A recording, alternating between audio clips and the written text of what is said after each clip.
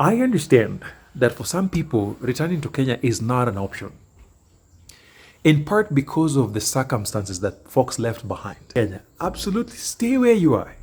Kenya is not for everybody. So, if that is good morning, good morning, good morning, family. How are you all doing? This is Wanodidi again, joining you from the village in Kisumu, Karateng, in Western Kenya. This is an incredible village, as you can tell.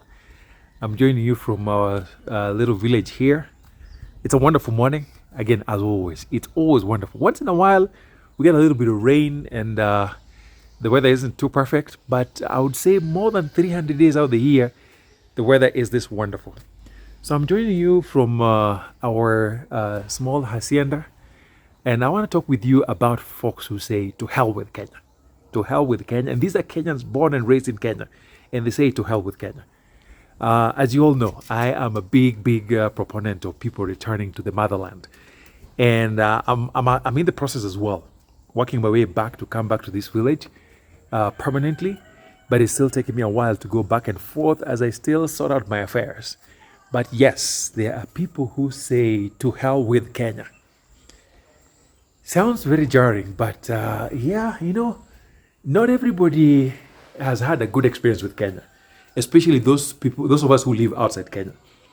I would say that the vast majority of people I meet leave Kenya not because that is what they really want. It is circumstances that lead us to diaspora. So today I want to speak with you about these people who are done with Kenya. That's it. They are never coming back and they're okay. And by the way, as I always say in my videos, I make my choices, you will make yours, and other people will make theirs. Just because I am a big supporter of people coming back to Kenya, it does not mean I am making any judgment about people who choose not to come to Kenya. I think you, an adult, you should be able to do you. As they say, do you, boo. So my position should not make you think that yours is any less valuable simply because it's different than mine. I simply talk about the things I care about and I report other people's experiences.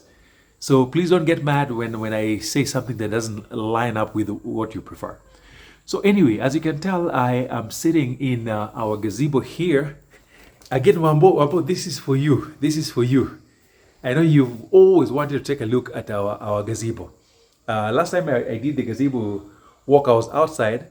But what we've done is that on the corner here, we have the fireplace where usually at night, especially if it's a cold evening, and by cold I mean it can actually get to the 60s in the village. Oh man, so sorry folks, I just got rudely interrupted. My camera just fell off the handle. Apparently I didn't fasten it too well. So as I was explaining to you folks, this morning I'm spending time at our beautiful gazebo, which is positioned right behind the house. So when you come from the main door over there, there's this paved area, you come all the way and you don't have to walk on dirt up to the gazebo. And so on this end, we have the fireplace. And then what we've done, we have sockets everywhere. Every pillar you'll see sockets. I just need to change them because I realized they put like ordinary sockets here. So I'm going to need to change them to have like outdoor sockets. And then like you see, every pillar has sockets and outlets out there. And we've also done, as you can see, there are outlets up here. Let me see if I can show you up here. So that if we need to fix TV out here, that'll be possible. Because this is supposed to be a cooking/entertainment area. Nothing really fancy, just a simple 4-pillar with a roof and a space where we can wash food over there. We can cook using wood and makar over here. And then we have the fireplace. Nothing really fancy. So that works for us. So again, my boy, this is one of my top fans. I know you've always wanted me to show the gazebo. This is again for you. So anyway, folks, let me get back to the topic of the day, which is people who say, to hell with Kenya. I understand that for some people, returning to Kenya is not an option, in part because of the circumstances that folks left behind, but also in part because some people have a very comfortable, satisfying life outside Kenya. There are Kenyans everywhere, whether you go to Europe, South America, North America, where you will find Kenyans everywhere. And some people have a very fulfilling life wherever they are. And I'm one of those people that I'll say that if your life fulfills whatever you need right now and you're outside Kenya, absolutely stay where you are. Kenya is not for everybody. So if that is not for you, enjoy your time there, live with your family, that's okay. Uh, it just so happens that many of us here have a hard time thinking that we are going to live in diaspora for the rest of our life. That is something that is very hard to accept. And so if living away from Kenya is for you, that's fine. So the first group of folks that I understand who will not come back to Kenya are people who left under very tough circumstances. Some people had very difficult family relationship. A lot of them are women who have gone through real hell and back while in Kenya. Because in Kenya, unfortunately, people can still get away with a whole lot, especially including domestic violence, murder, and things like that. And that's also true in the US. There are people who will kill and they won't be caught. But I've met women who have gone through real hell in Kenya. And so leaving Kenya represents a major safety issue for them because they are safer away from Kenya. They have spouses who are incredibly insane humans that you don't want to be around. And so for that group of folks, it is perfectly okay to not come back to Kenya. You will still have a very wonderful life, wherever that is. The second group of people who don't necessarily need to come back in Kenya and are the ones who say to hell with Kenya are people who have moved to diaspora, and living in diaspora actually solves some of the major social and economic issues they had. Because many of us left Kenya because, we want to make a better life, whatever that may be. And so if you leave Kenya, you go live someplace else, whether you're living in Uganda, Botswana, whatever country that is, and you find safety away from some of the challenges you had while living at home, by all means, stay where you are, have fun. You will still have a fulfilling, because I don't think Kenya is the only place where you can have a fulfilling life. I always argue that diaspora really is also not the only place where we can have a fulfilling life. So if you're one of those folks, please stay where you are. The third group of people that I think should definitely live wherever they are without necessarily having to come to Kenya are folks who have almost nothing to come back to.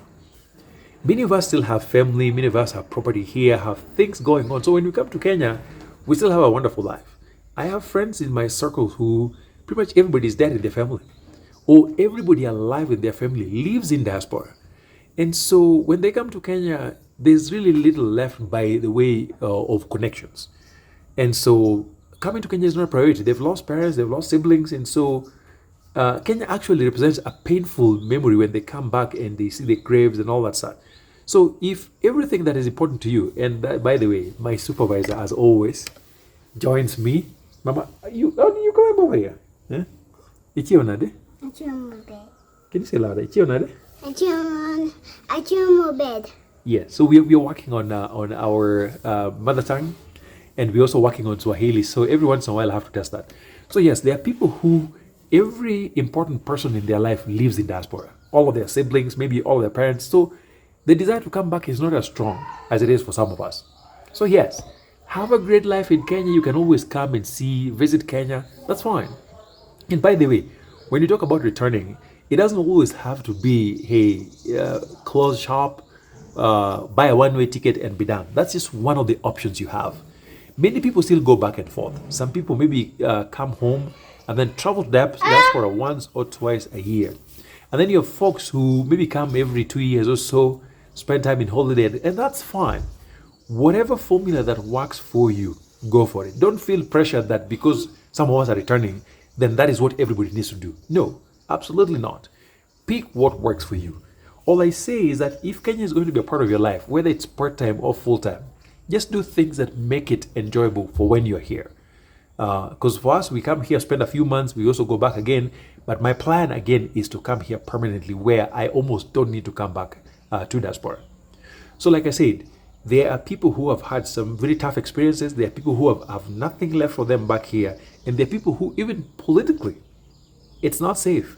There are people who those who come from political backgrounds, or those who've had histories here that make it really unsafe for them. And by the way, I know there are people who come from parts of Kenya that are really hostile. So if that's for you, you don't have to come back to Kenya. Or if you choose to come back, you can pick some other place. Kenya is large enough for all of us. You don't have to go back to the same place that is associated with trauma.